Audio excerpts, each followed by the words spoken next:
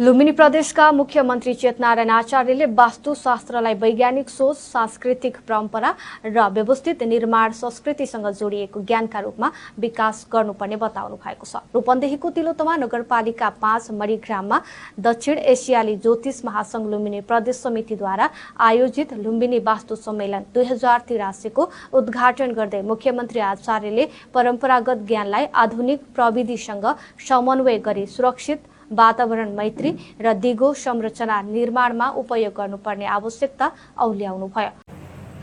हामीले हाम्रो परम्परागत मान्दै आएको धर्म संस्कृतिलाई हामीले बिस्तारै नजरअन्दाज गरेका कारण आज मुलुक अराजकताको भुमरीतिर अगाडि बढिरहेको छ र यसलाई अझै हामीले सबै आम नागरिकले आफ्ना घरहरू निर्माण गर्दा यानी सरकारी भवनहरू निर्माण गर्दा हरेक हिसाबले वास्तु शास्त्र अनुरूप हामी बनाउन जरुरी छ, किनकि वैज्ञानिक दृष्टिकोणले पनि त्यो सिद्ध गरेको छ।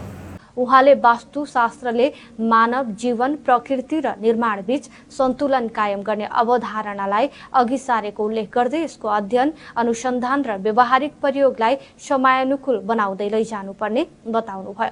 मुख्यमन्त्री आचार्यले नेपालको मौलिक ज्ञान, संस्कृति र सभ्यताको संरक्षण तथा प्रवर्धनमा यस्ता सम्मेलनले महत्वपूर्ण योगदान पुर्याउने विश्वास व्यक्त गर्नुभयो। उहाँले समाजमा सकारात्मक चेतना अभिवृद्धि गर्न, सांस्कृतिक सम्पदाको संरक्षण गर्न तथा नयाँ पुस्तालाई मौलिक ज्ञानसँग जोड्न यस्ता कार्यक्रम उपयोगी हुने बताउनुभयो। साथै प्रदेश सरकारले ज्ञान, संस्कृति र पर्यटन प्रवर्धनसँग सम्बन्धित कार्यलाई प्राथमिकता दिएको बताउनु भएको हो। सम्मेलनमा वास्तुशास्त्रका विज्ञ, ज्योतिषविद, अनुसन्धानकर्ता तथा विभिन्न जिल्लाबाट सहभागी प्रतिनिधिहरूको उपस्थिति रहेको प्रदेश सभापति चुरामणि पाण्डे कान्छो ज्योतिषले बताउनुभयो।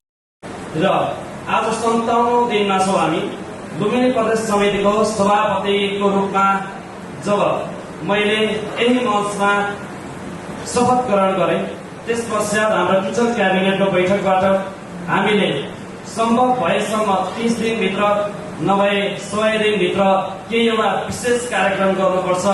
ज्योतिष, वास्तु, तन्त्र क्षेत्रमा हामीले केही प्रभाव पार्नुपर्छ, हाम्रो हातमा जिम्मेवारी आएको छ भनेर छलफल गरे। अहिले हामी सबै जेन्जी युवाहरू छौँ।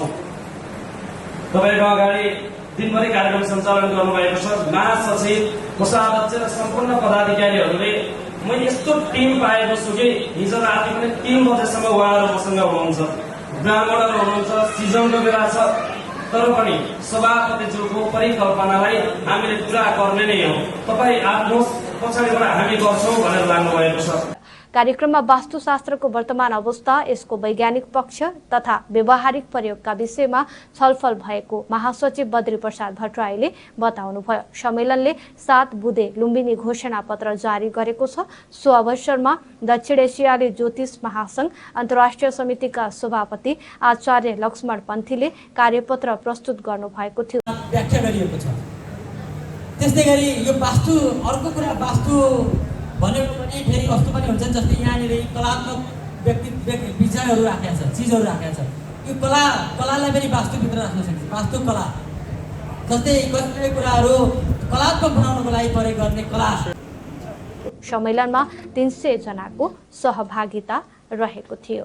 लुम्बिनी प्रदेश सरकार र 7वटै प्रदेश सरकारको मातहतमा पुर्याउनेछौँ र त्यहाँ घोषणा गरेका अक्षर सबै कुरा पालना गर्नेछौँ र यदि पालना नभएमा अर्को कार्यक्रममा तपाईहरूले हामीलाई केही राखेर प्रश्न गर्न पाउनुहुनेछ। हामी संघीय सरकारसँगको सहकार्यमा र हाम्रो राष्ट्रिय अन्तर्राष्ट्रिय समितिको सहकार्यमा निरन्तर अगाडि बढ्ने प्रतिबद्धता पनि यही मञ्च मार्फत जाहेर गर्दै